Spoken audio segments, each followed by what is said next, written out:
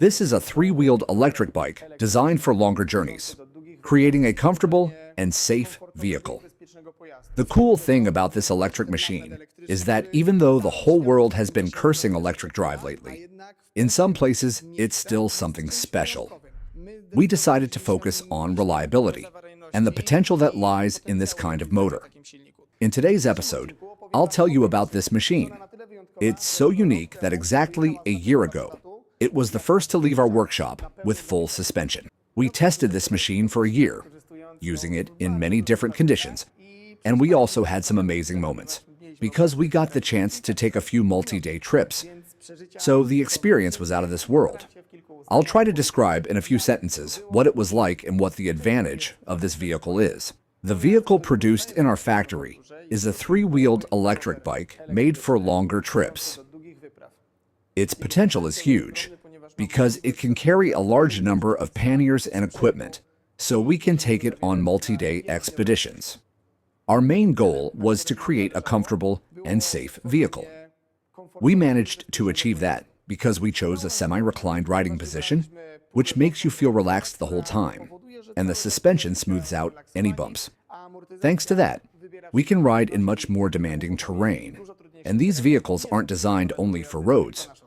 For us, trips and expeditions mainly mean riding on forest tracks and paths, and testing in the Świętokrzyski Mountains area, because it's basically within one day's reach from our company. This year, I experienced many great moments on this trike, because most of my kilometers were ridden on it.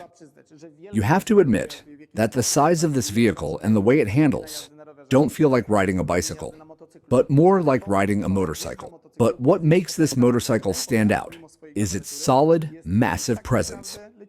Even though it's big, this vehicle is actually very light because we can easily turn off the electric drive and, using the right gears, pedal along at around 20 kilometers per hour. It's incredibly fun. My trips were mostly in tougher terrain because I really wanted to test it hard. So we rode with friends through forests, deep woodland areas, and national parks, in places where you can find rocks and difficult sections, to push this machine and see how it really handles in more demanding terrain. And now a bit about the experience. Riding distances of 100 kilometers, 200 kilometers, a full day, or a multi-day expedition is something completely different from what I deal with every day, because riding a motorcycle or driving a car comes with certain barriers, and we tried to combine them, or rather eliminate them, by creating this machine. The comfort of a car, safety, stability, and at the same time, the space and freedom of a motorcycle, plus the lightness of a bicycle. Because this vehicle weighs around 60 to 70 kilograms, it all depends on how you set this machine up, how many batteries you put in, and what gear you take, which you often really need on a trip like this. When you combine all of that, after so many hours you come out relaxed, not exhausted, because your spine is supported the whole time. You can truly relax in this vehicle.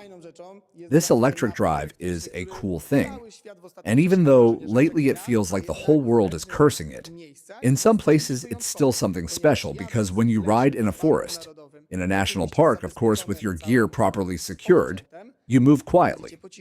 You can't really be heard, and you can hear the nature around you. And that's what makes this kind of vehicle stand out compared to motorcycles, quads, or cars.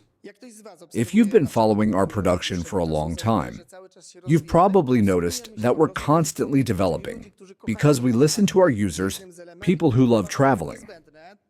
One of the elements I consider essential on a trip is accessories, meaning side racks and panniers mounted to those racks. This type of pannier mounting gives us freedom because we don't have to get off the vehicle and go to the rear bags every time we want to grab something.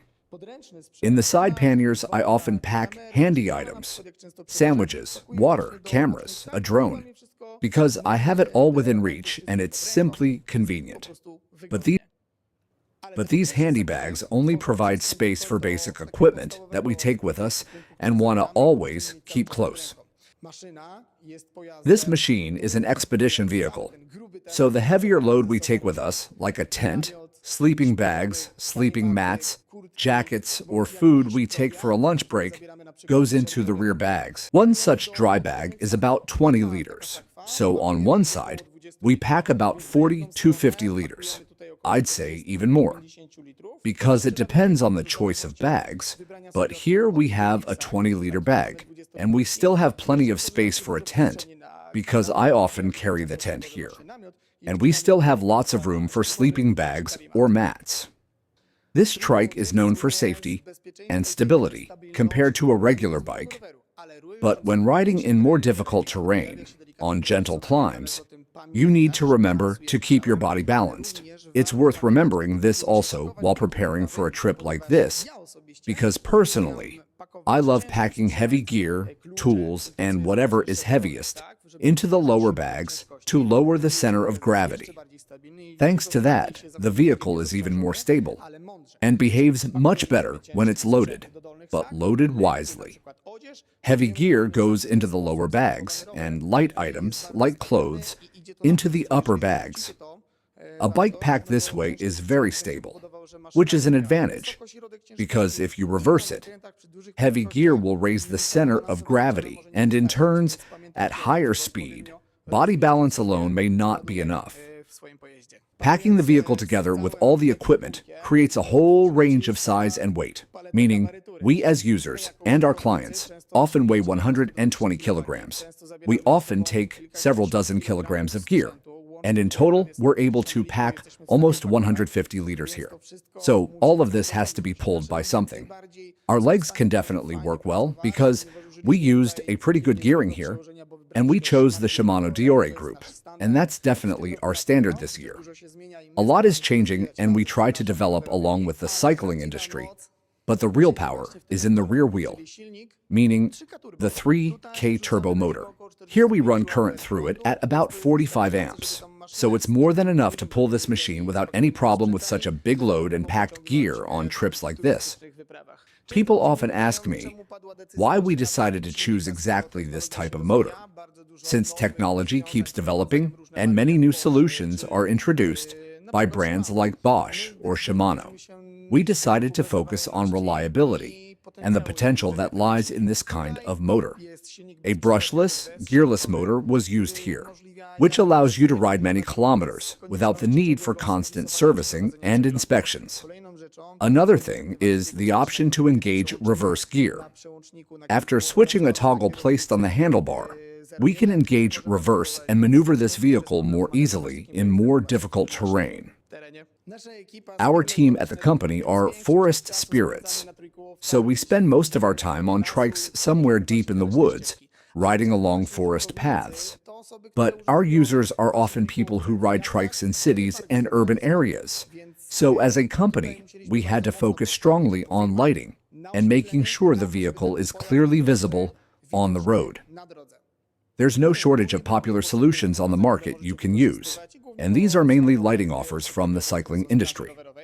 We decided, however, on a full package, which includes a rear light, a front light, turn signals, a horn, and all of it is operated from the handlebar.